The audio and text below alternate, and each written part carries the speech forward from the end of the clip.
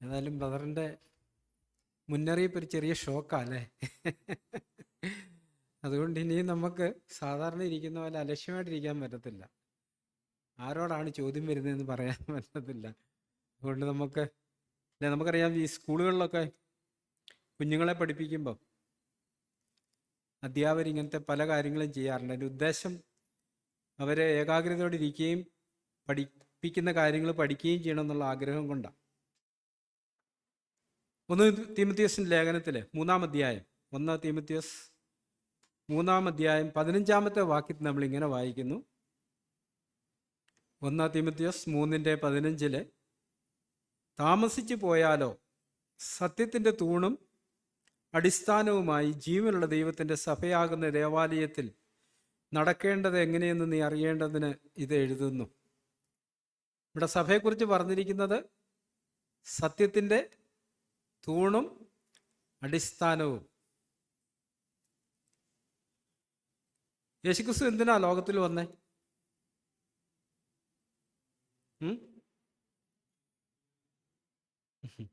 1 തീമോഥെയോസ് 1-ാം അധ്യായത്തിൻ്റെ 15-ാമത്തെ വാക്യം.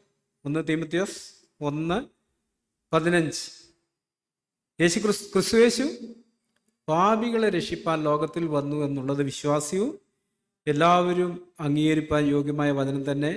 ആ പാപികളിൽ ഞാൻ ഒന്നാമെന്ന്. അപ്പോൾ യേശുക്രിസ്തു വന്നതിൻ്റെ ഉദ്ദേശം പാപികളെ രക്ഷിക്കാനായിട്ടാണ്. മത്തായി സുവിശേഷം നമ്മളത് വായിക്കുന്നുണ്ട്. അവൻ തൻ്റെ ജനത്തെ അവരുടെ പാപങ്ങളിൽ നിന്ന് രക്ഷിപ്പാനിരിക്കുന്നതുകൊണ്ട് നീ അവന് യേശു എന്ന് പേർ വിളിക്കണം. അപ്പോൾ യേശുക്രിസ്തു വന്നതിൻ്റെ ഏക ലക്ഷ്യം പാപത്താൽ മരണത്തിന് അധീനരായ മനുഷ്യനെ വീണ്ടെടുത്ത് നിത്യജീവന് അവകാശികളാക്കി തീർക്കാനായിട്ടാണ്. യേശുക്രിസ്തുവിനോട് ഇവിടെ തീമോഥെയോസിൽ 3-ാം അധ്യായത്തിൽ പറഞ്ഞൊരു കാര്യം അതാണ്, സത്യത്തിൻ്റെ തൂണും അടിസ്ഥാനവും. അപ്പോൾ സഭ ശരിക്കും ഇവിടെ എന്താ ചെയ്യുന്നത്? കർത്താവ് ഭൂമിയിൽ എന്താ ചെയ്തത്? അത് തന്നെയാണ് സഭ ചെയ്യുന്നത്. അവൻ ജീവനുണ്ടായിരുന്നു, ജീവൻ മനുഷ്യന് വെളിച്ചമായിരുന്നു, വെളിച്ചം പ്രകാശിക്കുന്നു, ഇരുളോ അതിനെ പിടിച്ചടക്കിയില്ല. അപ്പോൾ സഭയും അത് തന്നെയാണ് ചെയ്യുന്നത്. ദൈവിക ജീവന്റെ പ്രകാശം അന്ധകാരം, പാപത്തിൻ്റെ അന്ധകാരം നിറഞ്ഞ ഈ ഭൂമിയിൽ ആ ഒരു വെളിച്ചം ഉയർത്തിപ്പിടിക്കുന്ന പ്രക്രിയ ചെയ്യുന്നത്. സഭ സത്യത്തിൻ്റെ തൂണും അടിസ്ഥാനവുമാണെന്നാണ് പറഞ്ഞിരിക്കുന്നത്. അപ്പോൾ ആ സഭയുടെ അംഗങ്ങളായിരിക്കുന്ന ഓരോരുത്തരിലൂടെയാണ് ആ പ്രക്രിയ ചെയ്യുന്നത്, നമ്മളിൽ ഓരോരുത്തരിലൂടെ. കൊലോസ്യ ലേഖനത്തിൽ നമ്മളിങ്ങനൊരു വാക്യം വായിക്കുന്നുണ്ട്. കൊലോസ്യർക്ക് എഴുതിയ ലേഖനം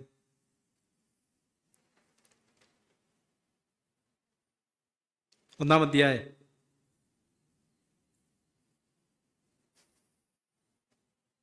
21-ാം വാക്യത്തിൽ മുമ്പേ ദുഷ്പ്രവൃത്തികളാൽ മനസ്സുകൊണ്ട് അകന്നവരും ശത്രുക്കളുമായിരുന്ന നിങ്ങളെ അവൻ്റെ മുമ്പിൽ വിശുദ്ധരും നിഷ്കളങ്കരും കുറ്റമില്ലാത്തവരായി നിർത്തേണ്ടതിന് അവൻ ഇപ്പോൾ തൻ്റെ ജഡശരീരത്തിൽ തൻ്റെ മരണത്താൽ നിരപ്പിച്ചു.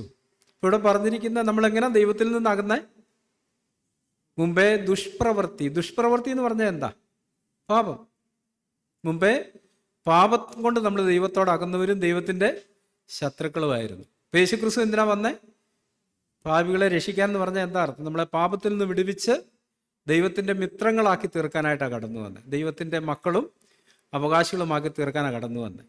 അപ്പം നമ്മൾ പലപ്പോഴും ഇവിടെ പറഞ്ഞിരിക്കുന്നത് ദുഷ്പ്രവൃത്തികളാൽ നമ്മളെ വീണ്ടും ജനിപ്പിച്ചതിൻ്റെ ഒരു ഉദ്ദേശം പറഞ്ഞിരിക്കുന്നത്, എഫെസ്യ ലേഖനത്തിൽ പറഞ്ഞിരിക്കുന്നത് സൽപ്രവൃത്തികളിൽ മുമ്പരായിരിക്കാനായിട്ടാണ്. പലപ്പോഴും ഈ സൽപ്രവൃത്തി എന്ന് കേൾക്കുമ്പോൾ നമുക്ക് എന്താ ഓർമ്മ വരുന്നത്? എന്താ സൽപ്രവൃത്തി? ആരെങ്കിലുമൊക്കെ സഹായിക്കുക, വീട് വെച്ച് കൊടുക്കുക. അപ്പം ദുഷ്പ്രവൃത്തി എന്ന് പറഞ്ഞാലോ? പലപ്പോഴും ദൈവവചനത്തിൻ്റെ പല വാക്കുകൾക്കും അതിൻ്റെതായ ഒരു അർത്ഥമുണ്ട്. പക്ഷെ നമ്മുടെ ഒരു പ്രശ്നം നമ്മുടേതായ ഒരു അർത്ഥം അതിനു കൊണ്ട് കൊടുക്കും. ഈ ദുഷ്പ്രവൃത്തി എന്ന് പറഞ്ഞാൽ പാപമാണെങ്കിൽ സൽപ്രവൃത്തി എന്ന് പറഞ്ഞാൽ എന്താ? വിശുദ്ധിയാണ്. അടിസ്ഥാനപരമായിട്ട് വിശുദ്ധിയാണ്. പക്ഷെ നമ്മൾ പെട്ടെന്ന് സൽപ്രവൃത്തി എന്ന് പറയുമ്പോൾ എന്താ ചിന്തിക്കുന്നത്? സാമ്പത്തികമായിട്ട് ആരെങ്കിലും സഹായിക്കുക, ഇല്ലേ? വീടില്ലാത്തവർക്ക് വീട് വെച്ച് കൊടുക്കുക, രോഗികൾക്ക് എന്തെങ്കിലുമൊക്കെ സഹായം ചെയ്യുക. അപ്പം നമുക്കറിയാം, ദൈവമാണ് നമ്മുടെ കർത്താവാണ് നമ്മുടെ മാതൃക. അപ്പം കർത്താവ് ഇതെല്ലാം ചെയ്തിട്ടുണ്ട്. പക്ഷെ കർത്താവ് ഇത് ചെയ്യാനായിട്ടല്ല ഭൂമിയിലേക്ക് വന്നത്. പിന്നെ എന്തിനാ? പാപികളെ രക്ഷിക്കാനായിട്ടാണ്. ഇപ്പം ദൈവത്തോടുള്ള ബന്ധം നമുക്കറിയാം. മത്തായി സുവിശേഷത്തിൽ കർത്താവ് പറയുന്നുണ്ട്, ദൈവത്തിൻ്റെ പ്രത്യേകത അവൻ നീതിമാന്മാരുടെ മേലും നീതികെട്ടവരുടെ മേലും തൻ്റെ മഴയെ പെയ്യ്ക്കുകയും സൂര്യനെ ഉദിപ്പിക്കുകയും ചെയ്യും. ദൈവത്തിൻ്റെ സ്വഭാവമാണ് അത്. എന്ന് പറഞ്ഞ പോലെ നമ്മൾ ഈ സൽപ്രവൃത്തി എന്ന് പറയുമ്പം അത് ശരിക്കും ദൈവിക സ്വഭാവത്തോട് ബന്ധപ്പെട്ടാണ് കിടക്കുന്നത്. ആ ദൈവിക സ്വഭാവത്തിലുള്ളതെല്ലാം നമ്മൾ ചെയ്യും. അപ്പം നമ്മളതിന് ഊന്നൽ കൊടുക്കുന്ന ഏതിനാ? ദുഷ്പ്രവൃത്തി പാപമാണെങ്കിൽ സൽപ്രവൃത്തി എന്ന് പറയുന്നത് എന്താ? പാപത്തിൽ നിന്നുള്ള സ്വാതന്ത്ര്യമാണ്. അടിസ്ഥാനപരമായിട്ട്, ഏറ്റവും അടിസ്ഥാനപരമായിട്ട് അതാണ്. അപ്പം നമ്മളെ സൽപ്രവൃത്തികൾ മുമ്പരാകാനായിട്ട് തിരഞ്ഞെടുത്തെന്ന് പറഞ്ഞതിൻ്റെ അർത്ഥം എന്താ? വിശുദ്ധിയിലേക്ക് നടക്കാനായിട്ടാണ് നമ്മളെ തിരഞ്ഞെടുത്തിരിക്കുന്നത്. അപ്പം നമ്മൾ പലപ്പോഴും നമ്മുടെ ഒരു പ്രശ്നം എന്താണെന്ന് ചോദിച്ചാൽ, നമ്മുടെ ഹൃദയത്തിൻ്റെ പ്രത്യേകതയുണ്ട്. ഇന്നലെ നമ്മൾ ചിന്തിച്ചു, ഹൃദയം എല്ലാറ്റിനേക്കാളും കപടവും വിഷമവും ഉള്ളത്. അതുപോലെ നമ്മുടെ ഹൃദയത്തിൻ്റെ ആലോചന പോലെ നടക്കുന്നവനെയാണ് ഇല്ല. കഴിഞ്ഞ ദിവസം നമ്മൾ അത് ചിന്തിച്ചിരുന്നു. മൂടൻ ദൈവനും ആരെയാണ് വിളിക്കുന്നത്?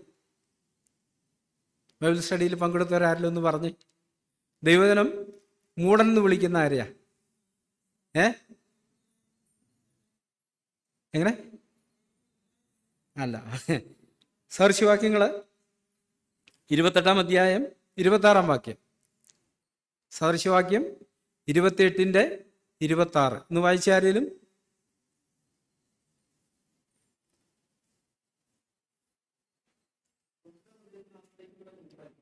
ആരാ?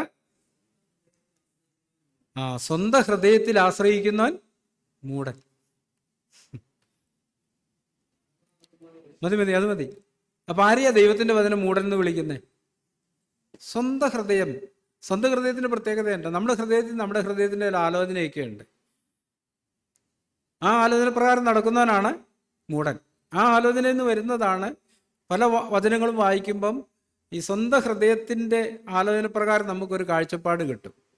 ഇപ്പൊ സൽപ്രവൃത്തി എന്ന് വായിക്കുന്ന ഉടനെ നമുക്ക് അങ്ങനെ ഒരു കാഴ്ചപ്പാട് കിട്ടും. സൽപ്രവൃത്തി എന്ന് പറഞ്ഞാൽ ഇതൊക്കെയാണ്. പക്ഷെ ദൈവത്തിന് എന്തിനാണ് സൽപ്രവൃത്തി എന്ന് വിളിക്കുന്നത്? അതാ നമ്മൾ കണ്ടെത്തേണ്ടത്. സൽപ്രവൃത്തി എന്ന് പറയുന്നത് പിതാവിന് പ്രസാദകരമായ പ്രവൃത്തികളാണ്. സൽപ്രവൃത്തി എന്ന് പറയുന്നത് പിതാവിന് ഏറ്റവും പ്രസാദകരമായ കാര്യം എന്താ? പാപത്തെ വെറുക്കുക എന്നുള്ളതാണ്. വിശുദ്ധിയെ സ്നേഹിക്കുക എന്നുള്ളതാണ്. അപ്പം ഈ സാത്താൻ അത് നമ്മുടെ കണ്ണിന് മുമ്പിൽ നിന്ന് മറച്ചിട്ട് നമ്മളോട് പറയും, സൽപ്രവൃത്തി എന്ന് പറഞ്ഞാൽ എന്താ? വീടില്ലാത്തവർക്ക് വീട് വെച്ച് കൊടുക്കുന്നതും, സാമ്പത്തികമായിട്ട് ഞെരുക്കുന്നവർക്ക് പൈസ കൊടുക്കുന്നതും, വസ്ത്രമില്ലാത്തവർക്ക് വസ്ത്രം മേടിച്ചു കൊടുക്കുന്നതും, ഇതൊക്കെയാണെന്ന് നമ്മളോട് പറയും. എന്ന് പറഞ്ഞാൽ അതിൻ്റെ പ്രധാന പോയിന്റിൽ നമ്മുടെ ശ്രദ്ധ പതറിച്ചിട്ട് അപ്രധാനമായ കാര്യങ്ങളിലേക്ക് നമ്മളെ നയിക്കും. ഇങ്ങനെയാണ് സാത്താൻ നമ്മളെ വഞ്ചിക്കുന്നത്. പക്ഷെ അവിടെ സ്വന്തം ഹൃദയത്തിൻ്റെ ആലോചന പ്രകാരം നമ്മൾ നടക്കാതെ ദൈവവചനം എന്ത് പറയുന്നു എന്നുള്ളത് നമ്മൾ അന്വേഷിക്കാൻ നമ്മൾ ബാധ്യസ്ഥരാണ്. ഈ കാര്യങ്ങളെക്കുറിച്ച് ദൈവവചനം എന്ത് പറയുന്നു? ഈ സഭയോടുള്ള ബന്ധത്തിൽ പറയുമ്പം 1 കൊരിന്ത്യർക്ക് എഴുതിയ ലേഖനത്തിൽ അപ്പോസ്തലൻ ഇങ്ങനെ ഒരു കാര്യം എഴുതിയിട്ടുണ്ട്. അതിൻ്റെ 5-ാം അധ്യായം അതിൻ്റെ 6 മുതലുള്ള വാക്യം നമ്മളിങ്ങനെ വായിക്കും. 1 കൊരിന്ത്യർക്ക് എഴുതിയ ലേഖനം 5-ാം അധ്യായം 6 മുതലുള്ള വാക്യം നമ്മളിങ്ങനെ വായിക്കുന്നു. അസാരം പുളിമാവ് പിണ്ടത്തെ മുഴുവനും പുളിപ്പിക്കുന്നുവെന്ന് അറിയുന്നില്ലയോ? നിങ്ങൾ പുളിപ്പില്ലാത്തവരായിരിക്കാൻ തക്കവണ്ണം പുതിയ പിണ്ടമാകേണ്ടതിന് പഴയ പുളിമാവിനെ നീക്കിക്കളവീൻ. നമ്മുടെ പെസഹ കുഞ്ഞാട് അറുക്കപ്പെട്ടിരിക്കുന്ന ക്രിസ്തു തന്നെ. ആകയാൽ നാം പഴയ പുളിമാവ് കൊണ്ടല്ല, തിന്മയും ദുഷ്ടതയുമായ പുളിമാവ് കൊണ്ടുമല്ല, സ്വച്ഛതയും സത്യവുമായ പുളിപ്പില്ലായ്മ കൊണ്ട് തന്നെ ഉത്സവം ആചരിക്കാം. ദുർനടപ്പുകാരോട് സംസർഗം വരുത് എന്ന് ഞാൻ ലേഖനത്തിൽ നിങ്ങൾക്ക് എഴുതിയിട്ടുണ്ടല്ലോ. അത് ഈ ലോകത്തിലെ ദുർനടപ്പുകാരോടോ അത്യാഗ്രഹികളോടോ പിടിച്ചുപറിക്കാരോടോ വിഗ്രഹാരാധികളോടോ അരുത് എന്നല്ലല്ലോ. അങ്ങനെയെങ്കിൽ നിങ്ങൾ ലോകം വിട്ടു പോകേണ്ടി വരും. എന്നാൽ സഹോദരൻ എന്ന് പേർപ്പെട്ട ഒരുവൻ ദുർനടപ്പുകാരനോ അത്യാഗ്രഹിയോ വിഗ്രഹാരാധിയോ വാവിഷ്ഠാണക്കാരനോ മദ്യപനോ പിടിച്ചുപറിക്കാരനോ ആകുന്നെങ്കിൽ അവൻ്റെ സംസർഗം വരുത്. അങ്ങനെയുള്ളവരോട് കൂടെ ഭക്ഷണം കഴിക്കുകയും വരുത് എന്നത്രേ ഞാൻ നിങ്ങൾക്ക് എഴുതിയത്. ഇതിനകത്ത് സംശയിക്കത്തക്ക എന്തെങ്കിലും ഉണ്ടോ? വളരെ വ്യക്തമാണ്, ക്ലിയറാണ്. ഒരു കൊച്ചിന് പോലും മനസ്സിലാകും ആരോടൊക്കെ സംസർഗം വരുതെന്നുള്ളത് അവിടെ പറഞ്ഞിരിക്കുന്നത്. സഹോദരൻ എന്ന് വിളിക്കപ്പെടുന്ന ഒരുവൻ ദുർനടപ്പുകാരനാണെങ്കിൽ, ദുർനടപ്പെന്ന് പറഞ്ഞാൽ എന്താ? ദൈവത്തിന് പുറത്തുള്ള എല്ലാ നടപ്പും പ്രായോഗികമായിട്ട് നമുക്ക് അങ്ങനെ പറയാം. പൊതുവിൽ എന്ന് പറഞ്ഞാൽ ദൈവജനം നമ്മളെ അരുതെന്ന് പറയുന്ന കാര്യങ്ങൾ ചെയ്യുന്നതാണ് ദുർനടപ്പെന്ന് പറയുന്നത്. ദുർനടപ്പുകാരനോ അത്യാഗ്രഹിയോ. അപ്പം നമ്മളോട് എന്തൊക്കെ ആഗ്രഹിക്കാനാണ് ദൈവവചനം പറയുന്നത്? കർത്താവ് പറഞ്ഞിരിക്കുന്നത് എന്താ പറഞ്ഞിരിക്കുന്നത്? ഉണ്ണാനും ഉടുപ്പാനും ഉണ്ടെങ്കിൽ മതിയെന്ന് വെപ്പീൻ. അതിനകത്തൊരു വീട് പെടുവോ? പെടും. കാരണം ഉണ്ണ ഉടുക്കുകയാണ് എന്ത് വേണം? വേനൽക്കാലത്താണ് നമുക്ക് വല്ല മരത്തിൻ്റെ ചുവട്ടിലോ എവിടെയെങ്കിലുമൊക്കെ വെച്ച്. പക്ഷേ ഒരു മഴക്കാലത്ത് അങ്ങനെ പറ്റുമോ? പറ്റത്തില്ല. നമ്മൾ നനഞ്ഞു പോകും. നമുക്ക് വെക്കാനും കഴിക്കാനൊന്നും പറ്റത്തില്ല. അപ്പോൾ അതിനകത്ത് ഉണ്ണ കൊടുക്കാന്ന് പറയുമ്പോൾ അതിനകത്ത് ഏതുകൂടെ ഉണ്ട്? ഒരു വീടുമുണ്ട് എന്ന് പറയുമ്പോൾ അതുകൊണ്ട് എന്ത് ചെയ്യാനാണ് പറഞ്ഞിരിക്കുന്നത്? തൃപ്തിപ്പെടുവീൻ. അതിനേക്കാൾ അധികം നമുക്ക് ആഗ്രഹം ഉണ്ടാകുമ്പോൾ ഇല്ലേ, അതിനെക്കുറിച്ചാണ് നമ്മൾ വായിക്കുന്ന തീമോഥെയോസ് 6-ാം അധ്യായത്തിൽ ധനവാനാകുക എന്ന് പറഞ്ഞാൽ എന്താ അതിൻ്റെ അർത്ഥം? എന്താ ഒരു ധനവാന്റെ പ്രത്യേകത? എന്താ അല്ല സമ്പന്നന്റെ പ്രത്യേകത എന്താ? ചിന്തിച്ചിട്ടുണ്ടോ? അവൻ്റെ കയ്യിൽ ഇഷ്ടം പോലെ ഉണ്ട്. ഏത് പ്രതിസന്ധി വന്നാലും അതിനെ നേരിടാനുള്ള ഒരു നിക്ഷേപം അവൻ്റെ കയ്യിലുണ്ട്. അങ്ങനെയുള്ളതാണ് ധനവാൻ. പക്ഷേ ദൈവം നമ്മളെക്കുറിച്ച് എന്താ ആഗ്രഹിക്കുന്നത്? മത്തായി സുവിശേഷം 5:3 എന്താ പറഞ്ഞിരിക്കുന്നത്? ആത്മാവിൽ ദരിദ്രരായവർ ഭാഗ്യവാന്മാർ. ദരിദ്രൻ്റെ പ്രത്യേകത എന്താ? ഇല്ലാത്തവൻ ഇങ്ങനെ യാചിച്ചുകൊണ്ടിരിക്കും. അപ്പം അന്നൊക്കെ ഉള്ളത് മതി, ഞാൻ നിങ്ങളെ പുലർത്താം. അപ്പം നിങ്ങൾ എന്ത് ചെയ്യണം? അന്നന്ന് വേണ്ടി എന്നോട് ഇല്ല പ്രാർത്ഥിക്കാൻ പഠിപ്പിച്ചത് എന്താ? നമ്മളെ പ്രാർത്ഥിക്കാൻ പഠിപ്പിച്ചേ അന്നന്ന് വേണ്ട ആഹാരം ഞങ്ങൾക്ക് തരണമേ. അതിനേക്കാൾ അധികം നമ്മൾ ആഗ്രഹിക്കുമ്പം കർത്താവ് തരികയില്ലെന്നല്ല പറയുന്നത്, നമ്മുടെ ആഗ്രഹത്തോടുള്ള ബന്ധത്തിലാണ് പറയുന്നത്. ഇപ്പം നമ്മൾ പലപ്പോഴും ഈ ആകുലപ്പെടുന്ന എന്തിനെക്കുറിച്ച് ഓർത്താ? നാളെക്കുറിച്ച് ഓർത്ത് വിചാരപ്പെടരുത് അല്ലേ? വിചാരപ്പെടുന്നതിനാൽ നിങ്ങളുടെ നീളത്തോടൊരു മുഴുവൻ കൂട്ടാനോ കുറയ്ക്കാനോ നിങ്ങൾക്ക് കഴിയത്തില്ല. നിങ്ങളുടെ തലമുടി കറുപ്പിക്കാനോ വെളുപ്പിക്കാനോ കഴിയത്തില്ല. സ്വർഗ്ഗസ്ഥനായ പിതാവ് നിങ്ങൾക്ക് വേണ്ടി എന്താണെന്ന് അറിഞ്ഞിരിക്കുന്നു. നമുക്ക് ദൈവം ഉണ്ടെങ്കിൽ അല്ലെ കർത്താവ് ഉണ്ടെങ്കിൽ നമുക്കെല്ലാം ഉണ്ട്. കർത്താവ് ഇല്ലെങ്കിൽ നമുക്ക് ഒന്നുമില്ല. സങ്കീർത്തനക്കാരൻ ഇങ്ങനെ പാടി, സ്വർഗത്തിൽ എനിക്ക് ആരുള്ളൂ, ഭൂമിയിലും നിന്നെ അല്ലാതെ ഒന്നും ഞാൻ ആഗ്രഹിക്കുന്നില്ല. ഇല്ലേ, പണ്ട് ഈ പൊന്മുട്ടയിടുന്ന താറാവിനെ കുറിച്ചുള്ളൊരു കഥയുണ്ട് ഇല്ലേ. എന്നും ഓരോ മുട്ടയിടും. അതും കൊണ്ടാണ് അയാൾ ഉപജീവിച്ചുകൊണ്ടിരുന്നത്. ഒരു ദിവസം അയാൾ ചിന്തിച്ച്, ഇതിൻ്റെ വയറ്റിൽ ഒത്തിരി മുട്ടയുണ്ടല്ലോ, അങ്ങനെ ഇതിനെ കൊന്നാൽ എന്നാ കിട്ടും? ആ മുട്ടയെല്ലാം കൂടെ എടുത്ത് വിറ്റ് എനിക്ക് ധനവാനാകാമെന്ന് വിചാരിച്ച് അതിനെ കൊന്നു. അങ്ങനെ അയാളുടെ ആദായം നിലച്ചു എന്ന് കേട്ടിട്ടുണ്ട്. എന്ന് പറഞ്ഞ പോലെയാണ് കർത്താവ് ഉണ്ടെങ്കിൽ നമുക്ക് എന്തുണ്ട്? എല്ലാം ഉണ്ട്. പക്ഷെ നമ്മൾ കർത്താവിനെ മാറ്റി നിർത്തിയിട്ട് എനിക്കെന്തൊക്കെയോ വേണമെന്ന് ആഗ്രഹിക്കുന്നിടത്ത് അവിടെയാണ് നമ്മൾക്ക് പ്രശ്നങ്ങളെല്ലാം ഉണ്ടാകുന്നത്. ഇവിടെ അത്യാഗ്രഹം എന്ന് പറയുമ്പം അതാ. ഒന്നാമത് ദുർനടപ്പുകാരൻ, രണ്ടാമത് അത്യാഗ്രഹിയോ വിഗ്രഹാരാധിയോ അല്ലേ. വിഗ്രഹം എന്ന് പറഞ്ഞാൽ എന്താ? കർത്താവിനേക്കാൾ ഏറെ നമ്മൾ വില കൊടുക്കുന്ന എല്ലാം നമ്മുടെ വിഗ്രഹമാണ്. വിഗ്രഹാരാധിയോ. അടുത്തത് എന്താ? വാവിഷ്ഠാണക്കാരൻ. ഈ വാവിഷ്ഠാണം എന്ന് പറഞ്ഞാൽ എന്താ? ഇത് നമുക്ക് അറിയത്തില്ല. പിന്നെ നമ്മൾ അലസ്യപ്പെടുമെന്ന് എങ്ങനെ അറിയുന്നത്? ഇപ്പം നമ്മളോട് ഈ നമ്മുടെ നാവിനോടുള്ള ബന്ധത്തിൽ, സംസാരത്തോടുള്ള ബന്ധത്തിൽ വചനം എന്താ പറയുന്നത്? ഉവെന്ന് പറഞ്ഞാൽ ഉവ്, ഇല്ലെന്ന് പറഞ്ഞാൽ ഇല്ല. അതിലധികമായത് ദുഷ്ടനിൽ നിന്ന് വരുന്നു. അതുപോലെ നമ്മൾ എന്ത് പറയണമെന്നാണ് പറഞ്ഞിരിക്കുന്നത്? കൊലോസ്യ ലേഖനം 3-ാം അധ്യായത്തിലാണെന്ന് തോന്നുന്നു നമ്മൾ വായിക്കുന്നുണ്ട്. അത് നമുക്ക് നോക്കാം. കൊലോസ്യർക്ക് എഴുതിയ ലേഖനം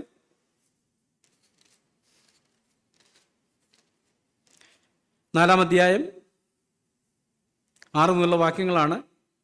ഓരോരുത്തരോട് നിങ്ങൾ എങ്ങനെ ഉത്തരം പറയണമെന്ന് അറിയേണ്ടതിന് നിങ്ങളുടെ വാക്ക് എപ്പോഴും കൃപയോട് കൂടിയതും ഉപ്പിനാൽ രുചി വരുത്തിയതും ആയിരിക്കട്ടെ. അപ്പം നമ്മൾ സംസാരിക്കുമ്പം കൃപയോട് കൂടിയത്. കൃപ എന്താ ചെയ്യുന്നത്?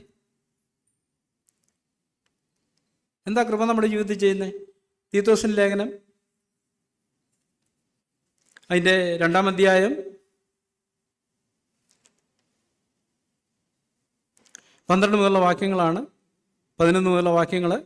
സകല മനുഷ്യർക്കും രക്ഷാകരമായ കൃപ ഉദിച്ചുവല്ലോ, നാം ഭാഗ്യകരമായ പ്രത്യാശയ്ക്കായിട്ടും മഹാദൈവവും നമ്മുടെ രക്ഷിതാവായ യേശു ക്രിസ്തുവിൻ്റെ തേജസ്സിൻ്റെ പ്രത്യക്ഷയ്ക്കതായിട്ടും കാത്തുകൊണ്ട് ഭക്തികേടും പ്രപഞ്ചമോഹങ്ങളും വർജിച്ചിട്ട് ഈ ലോകത്തിൽ സുബോധത്തോടും നീതിയോടും ദൈവഭക്തിയോടും കൂടി ജീവിച്ചു വരേണ്ടതിന് അത് നമ്മെ എന്ന് പറഞ്ഞാൽ കൃപ നമ്മെ ശിക്ഷിച്ചു വളർത്തുന്നു.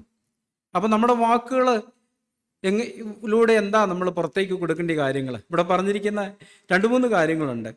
ഭക്തികേടും പ്രപഞ്ചമോഹങ്ങളും വർജിച്ചിട്ട് ഈ ലോകത്തിൽ സുബോധത്തോടും നീതിയോടും ദൈവഭക്തിയോടും കൂടി ജീവിച്ചു പോരേണ്ടതിന്. അപ്പം അങ്ങനെയുള്ള കാര്യങ്ങൾ ഉത്സാഹിപ്പിക്കുന്ന വാക്കുകൾ മാത്രമേ നമ്മുടെ വായിൽ നിന്ന് വരാൻ പാടുള്ളൂ. ഈ വാവിഷ്ഠാനക്കാരനോടുള്ള ബന്ധത്തിൽ സങ്കീർത്തനത്തിൽ നമുക്കൊരു വാക്യം വായിക്കാനായിട്ട് കഴിയുന്നുണ്ട്. ഇന്ന് നമ്മൾ 145 സങ്കീർത്തനത്തിലാണെന്നാ തോന്നുന്നു.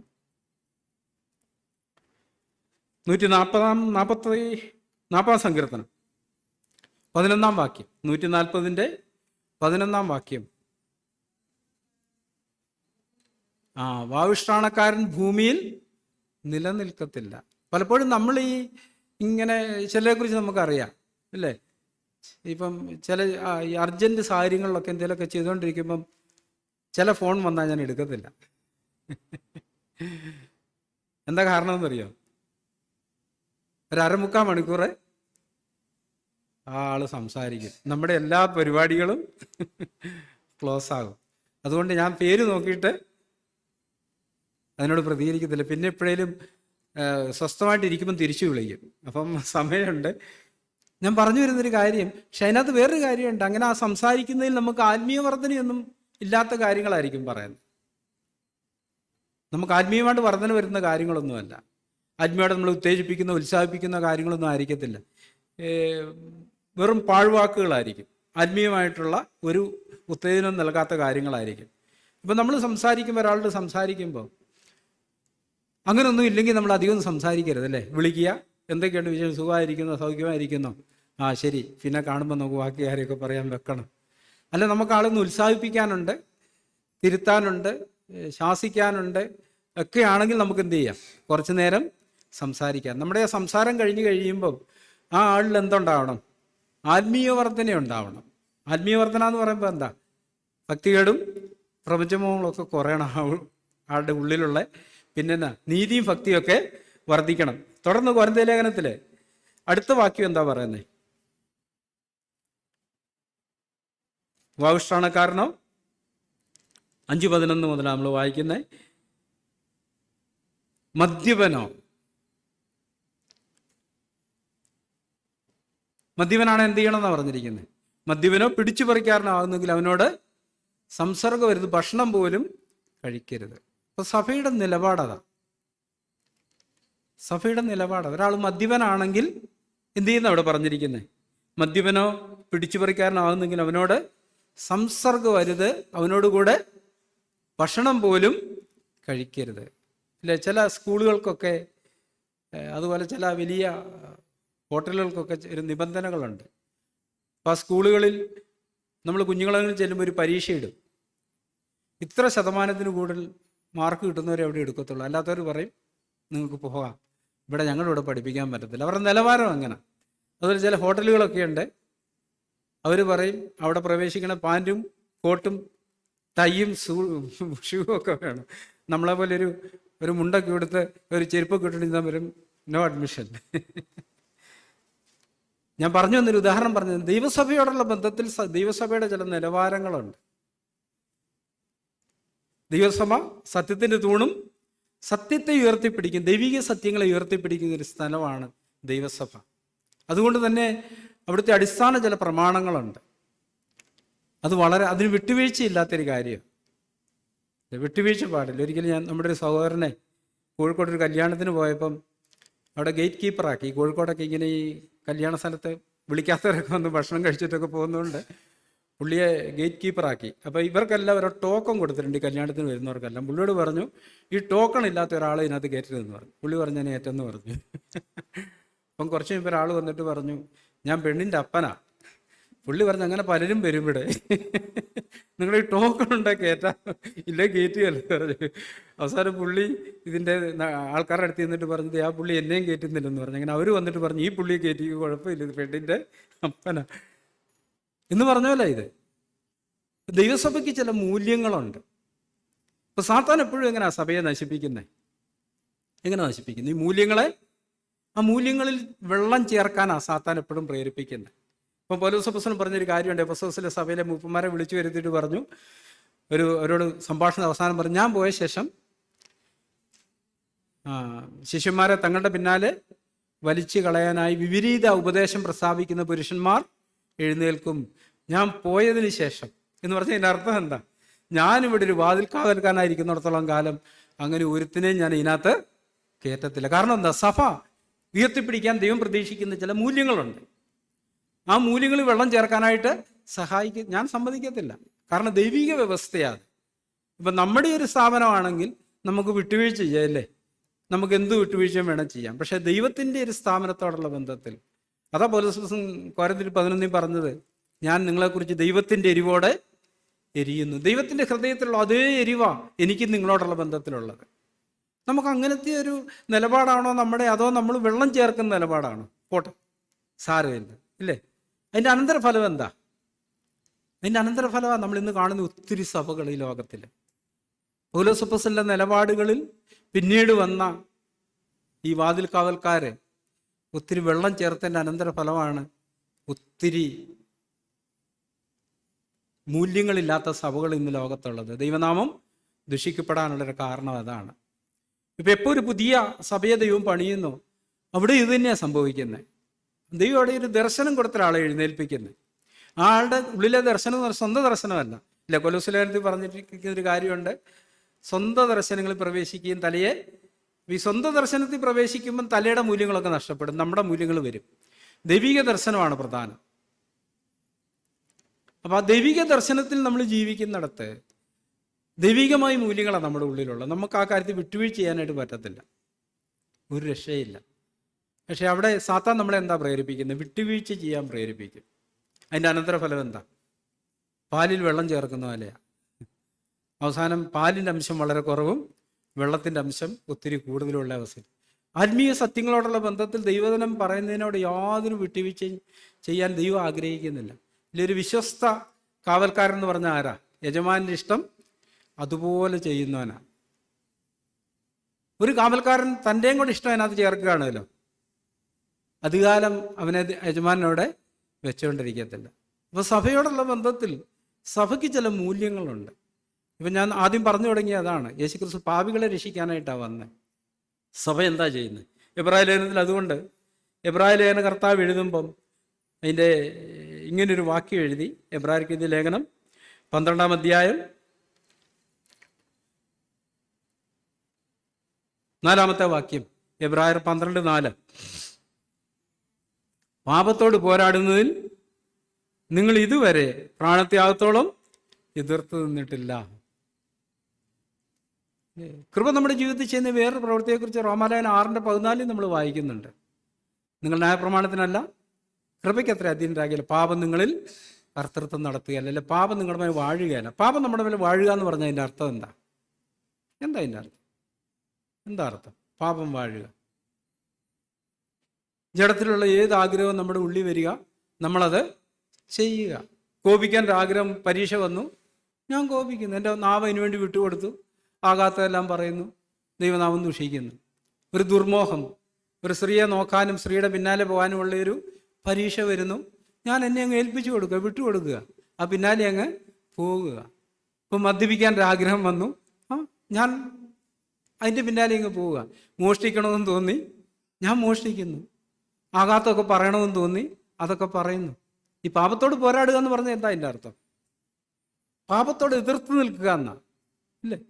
ഇങ്ങനെയുള്ള ജഡത്തിൽ നിന്ന് വരുന്ന എല്ലാ ആഗ്രഹങ്ങളോടും എതിർത്ത് നിൽക്കുക. അതെവിടെ ആരംഭിക്കുന്നത്? നമ്മുടെ ചിന്തകളിലാണ് ആരംഭിക്കുന്നത്. പാപം എവിടെ ആദ്യം കടന്നു വരുന്നത്? ചിന്തകളിലാണ് വരുന്നത്. സാത്താൻ ആ മോഹങ്ങളെ നമ്മുടെ ചിന്തകളിലാണ് ഇടുന്നത്. അപ്പം പാപത്തോട് പോരാട്ടം ആരംഭിക്കുന്നത് ചിന്തകളിലാണ്, ഇല്ല? ഭാര്യയോടൊരു കയ്പ് വന്നു, അതെവിടാ വരുന്നത്? ചിന്തകളിലാണ് വരുന്നത്. ഇപ്പം നമ്മളൊരു പുതിയ സൃഷ്ടിയായി കഴിഞ്ഞാൽ ദൈവികമായൊരു ചിന്തകൾക്കായിരിക്കും നമ്മൾ ഇടം കൊടുക്കുന്നത്. പക്ഷെ നമ്മൾ പുതിയ സൃഷ്ടിയാണെന്ന് പറയുകയും പഴയ സൃഷ്ടി ആയിരിക്കുകയും ചെയ്യുന്നിടത്ത് ആ പാപത്തിൻ്റെ ചിന്തകൾക്കായിരിക്കും നമ്മൾ ഇടം കൊടുക്കുന്നത്. അല്ല, ഇന്ന് രാവിലെ എനിക്ക് അങ്ങനത്തെ ഒരു പരീക്ഷ ഉണ്ടായി. ഞാൻ നമ്മുടെ റോസൽ സിസ്റ്റർ കൂട്ടാനായിട്ട് അവിടെ റോസൽ സിസ്റ്റർ വന്ന് നിൽക്കുന്നിടത്ത് പോയി വണ്ടിയും കൊണ്ട് കുറച്ചു നേരം കാത്തു. പതിവി കഴിഞ്ഞ സമയം കഴിഞ്ഞ് സിസ്റ്ററെ കാണുന്നില്ല. അപ്പം ഞാൻ സിസ്റ്ററെ വിളിച്ചു, സിസ്റ്റർ ഫോൺ എടുക്കുന്നില്ല. അപ്പം ഞാൻ ബ്രദറിനെ വിളിച്ചു. അപ്പം ബ്രദർ ആദ്യം പറഞ്ഞു സോറി ബ്രദറെ, ഞാൻ പറയാൻ മറന്നുപോയി. എനിക്ക് പ്രത്യേകിച്ച് യാതൊന്നും തോന്നിയില്ല, ഒന്നും തോന്നിയില്ല. ഞാൻ സന്തോഷത്തോടെ അടുത്തയാളെ വിളിച്ചു. അപ്പോൾ എന്നോട് പറഞ്ഞു, ഇങ്ങനെ രാജ് സിസ്റ്ററെ റോബി ബ്രദർ കൂട്ടിക്കോളും, ബ്രദർ വരണ്ടല്ലോ എന്ന് വിചാരിച്ചിട്ട് അങ്ങനെ ഏൽപ്പിച്ചിരിക്കുന്നത്. ഞാൻ രാജ് സിസ്റ്ററെ വിളിച്ച് പറഞ്ഞു, റോബി ബ്രദർ കൂട്ടിക്കോളൂ എന്ന് പറഞ്ഞിട്ടുണ്ടെന്ന് പറഞ്ഞു. അപ്പോൾ എന്നോട് വേറൊരു ബ്രദർ കോഴിക്കോട് നിന്ന് ഇങ്ങോട്ട് മീറ്റിങ്ങിന് വരുന്നുണ്ടെന്ന് പറഞ്ഞായിരുന്നു. അപ്പം ഞാൻ ബ്രദറിനെ വിളിച്ചു. അപ്പോൾ ആ സമയം ബ്രദർ പറഞ്ഞു, ഞാൻ ഇച്ചിരി താമസിച്ചേ ഇറങ്ങിയേ, ഒരു ബ്ലോക്കിൽ പെട്ടു, ഇനി ഞാൻ വന്നാൽ എത്താത്തതുകൊണ്ട് ഞാൻ തിരിച്ചു പോകാമെന്ന് പറഞ്ഞു. അപ്പം ഞാൻ പിന്നെ രാജസിസ്റ്ററെ വിളിച്ചിട്ട് പറഞ്ഞു, ഞാൻ തന്നെ കൂട്ടാന്ന് പറഞ്ഞു. ഞാൻ പറഞ്ഞൊരു കാര്യം, ഒരു പുതിയ മനുഷ്യൻ്റെ പ്രത്യേകത എന്താ? ഒരു സോറി പറഞ്ഞത് അങ്ങനെ തന്നെ എടുക്കുന്നു, അതിൻ്റെ വിശദീകരണത്തിലേക്കൊന്നും പോകുന്നില്ല. നേരത്തെ പറയണ്ടായിരുന്നോ, അങ്ങനല്ലേ ഇങ്ങനല്ലേ, ഒരു ചിന്തകളും ഇല്ല. ഒരു പുതിയ മനുഷ്യനെ സംബന്ധിച്ചിടത്തോളം അവൻ ചിന്തിക്കുന്നത് പുതുതായിട്ടാണ് ചിന്തിക്കുന്നത്. കർത്താവ് എങ്ങനെ ചിന്തിക്കുന്നു? ഇപ്പം കർത്താവിനോട് പറഞ്ഞു, ഒരുവനോട് വഴക്കുണ്ട അന്യോന്യം ക്ഷമിക്കാൻ പറയുന്നു. അപ്പം നമ്മൾ എന്ത് ചെയ്യുന്നു? ആ വഴക്കിൻ്റെ അടിസ്ഥാനമൊന്നും മാന്താനൊന്നും പോകുന്നില്ല. എന്നോട് ക്ഷമിക്കാൻ പറഞ്ഞു, ഞാൻ എന്ത് ചെയ്യുന്നു? ക്ഷമിക്കുന്നു. ഇതാണ് ഈ പ്രായോഗിക വഴി. സത്യത്തിൻ്റെ തൂണ് അടിസ്ഥാനമായ സഭയിൽ നടക്കേണ്ട ഇങ്ങനെയുള്ള കാര്യങ്ങളാണ്. ഇല്ലേ? നമ്മൾ അന്യോന്യം ക്ഷമിക്കാനാണ് പറഞ്ഞിരിക്കുന്നത്, വഴക്കുണ്ടാകില്ലെന്നാണ് പറഞ്ഞിരിക്കുന്നത്. അങ്ങനെ പറഞ്ഞിട്ടുണ്ടോ? ഇല്ല. ഒരുവനോട് ഒരുവന് വഴക്ക് ഉണ്ടായാലോ അന്യോന്യം ക്ഷമിപ്പീൻ. വഴക്കുണ്ടായി ക്ഷമിക്കുക. ക്ഷമിക്കുക മാത്രമല്ല, സ്നേഹം ചെയ്യുന്നൊരു കാര്യമുണ്ട്. അത് പാപങ്ങളുടെ ലിസ്റ്റ് സൂക്ഷിക്കുന്നില്ല. ക്ഷമിച്ചു, അത് വിട്ടുകളഞ്ഞു, പിന്നെ ആ ലിസ്റ്റിൽ അതാ ഇല്ല കാര്യം. പിന്നീട് പ്രാവശ്യം അതേ പരീക്ഷ ഉണ്ടാകുമ്പം ആ പഴയ ലിസ്റ്റ് തപ്പിയെടുക്കുന്ന പ്രശ്നമില്ല. അതൊരു പുതിയ പരീക്ഷയാണ്. അവിടെ നമ്മൾ പ്രതികരിക്കുന്ന ദൈവജനം പറഞ്ഞ പോലെയാണ്. അപ്പം ദൈവസഭയ്ക്കുള്ളിൽ ഇങ്ങനെ ഒരു കൂട്ടത്തെ പണിയാനാണ് ദൈവം ആഗ്രഹിക്കുന്നത്, ഒരു ശരീരമായി തീരുന്നു.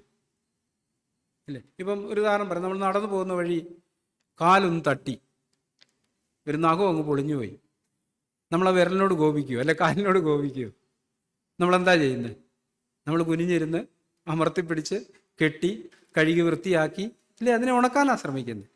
അല്ലാണ്ട് എപ്പോഴും ശരീരത്തിൻ്റെ ബാക്കി ഭാഗങ്ങളെല്ലാം കൂടെ ആ വിരലിനോട് നീ എന്നെ നോക്കിയാൽ നടന്നേ, അല്ലെ എന്തായിരുന്നു നിങ്ങളുടെ ചിന്ത, ഇതൊന്നുമല്ല. ശരിക്കും ദൈവം നമ്മളെ ഒരു ശരീരമായിട്ട് പണിയാൻ ആഗ്രഹിക്കുന്നത്. അവിടെ ദൈവ ഇഷ്ടമാണ് നമ്മുടെ ഇടയ്ക്ക് നടക്കേണ്ടി. ഇപ്പം നമ്മുടെ പ്രശ്നം നമുക്കെല്ലാം നമ്മുടേതായൊരു ഇഷ്ടമുണ്ട്. അവിടെ നമ്മൾ ദൈവസഭയിൽ വരുമ്പോൾ ആ ഇഷ്ടം വിട്ടുകളയുന്നില്ല. ആ ഇഷ്ടം ഇവിടെ ദൈവസഭയിൽ കൊണ്ടുവരാനാണ് നമ്മൾ ആഗ്രഹിക്കുന്നത്. ഇപ്പം കാവൽക്കാരൻ്റെ ചുമതല എന്താ? അങ്ങനത്തെ ഇഷ്ടമായിട്ട് വരുന്നവരെ പുറത്ത് നിർത്തുക, നോ അഡ്മിഷൻ. ഇതിനുള്ളിൽ ഇല്ല, നമ്മളെ പ്രാർത്ഥിക്കാൻ എന്താ പഠിപ്പിച്ചേ? സർവ്വസ്നായ ഞങ്ങളുടെ പിതാവേ, നിന്റെ നാമം വിശദീകരിക്കപ്പെടണം, നിന്റെ രാജ്യം വരയണം, നിന്റെ ഇഷ്ടം സ്വർഗത്തിലെ പോലെ ഭൂമിയിലും ആകണം. സഭയ്ക്കുള്ളിൽ ആരുടെ ഇഷ്ടമാകേണ്ടിയ? ദൈവത്തിൻ്റെ ഇഷ്ടം. അവിടെ എൻ്റെ ഇഷ്ടത്തിനുള്ള പ്രസക്തി എന്താ? ഒരു പ്രസക്തിയില്ല. എൻ്റെ ഇഷ്ടം കൊണ്ട് അവിടെ ഞാൻ പ്രവേശിക്കുന്ന ദൈവത്തിന് അറപ്പുള്ളൊരു കാര്യമാണ്. അറപ്പാ ദൈവത്തിനത്. ദൈവത്തിന് പ്രസാദമുള്ളത് എന്താ? ദൈവത്തിൻ്റെ ഇഷ്ടത്തിന് ഇട കൊടുക്കുക എന്നുള്ളതാണ്.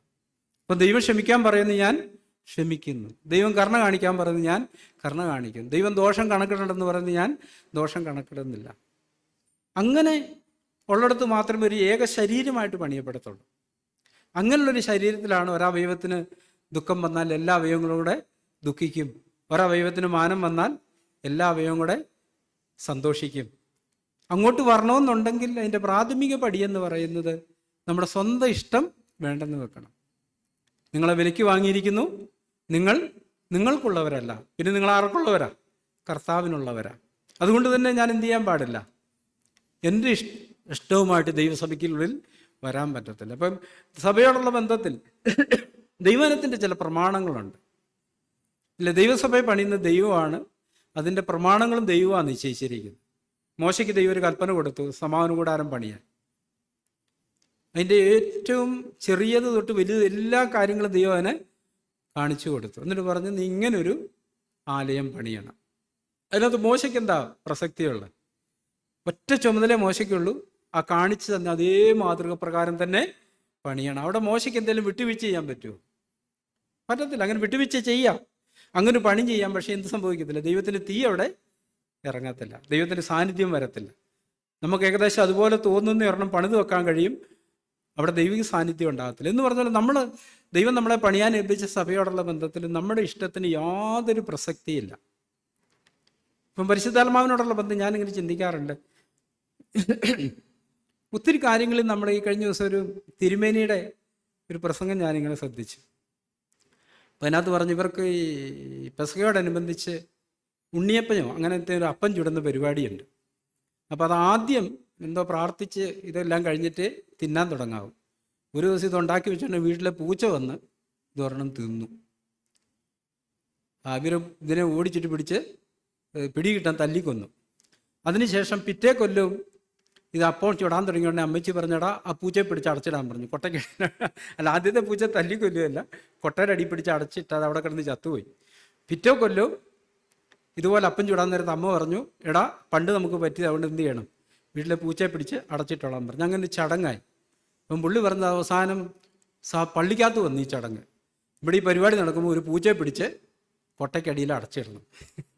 അവസാനം അതൊരു സമ്പ്രദായമായി അവരുടെ ഇടയിൽ എന്ന് പറഞ്ഞതുപോലാണ് പുള്ളി പറഞ്ഞതാണ്. ഇങ്ങനെയാണ് ഈ സഭയ്ക്കുള്ളിൽ വേണ്ടാത്തതൊക്കെ കയറിക്കൂടുന്നത് എന്ന് പറഞ്ഞതുപോലെ ഇപ്പം നമ്മളെ പണിയാൻ ഏൽപ്പിച്ചിടത്ത് നമുക്കറിയാം, ഈ ആലയത്തിൻ്റെയും ആലയത്തിൻ്റെ പണിയോടുള്ള ബന്ധത്തിൽ ആലയമൊക്കെ പണിത് പൂർത്തീകരിച്ച് ഇല്ലേ തിരിച്ചു പോയതിന് ശേഷം പുള്ളി മടങ്ങി വരുമ്പം എന്താ കണ്ടേ?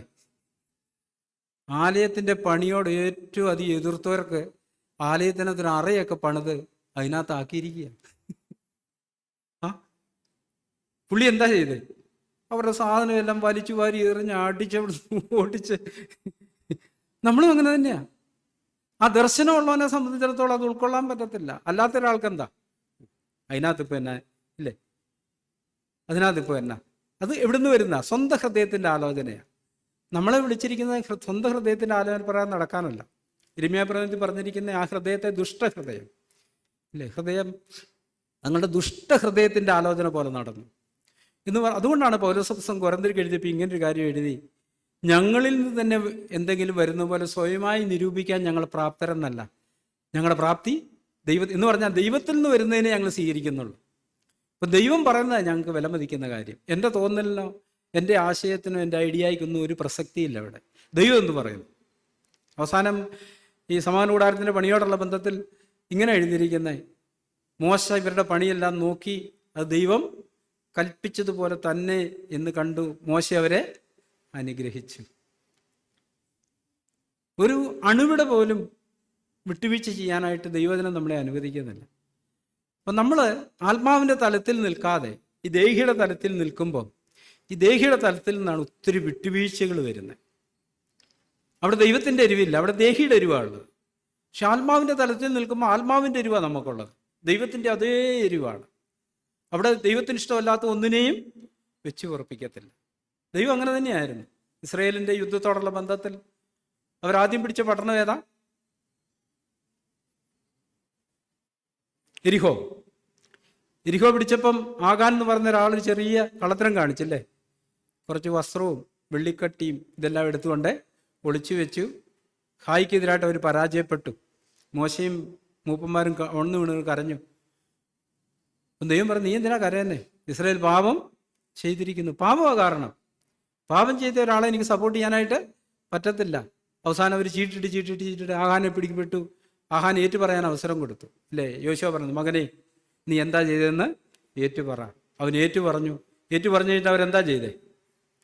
ആഹാനെയും അവൻ്റെ ഭാര്യയും പിള്ളേരെയും അവൻ്റെ കന്നുകാലി അവനുള്ളതെല്ലാം കൂടെ കൊണ്ടുവന്നിട്ട് കല്ലെറിഞ്ഞ് കൊന്ന് വലിയൊരു കൽക്കൂമ്പാരം കൂട്ടി.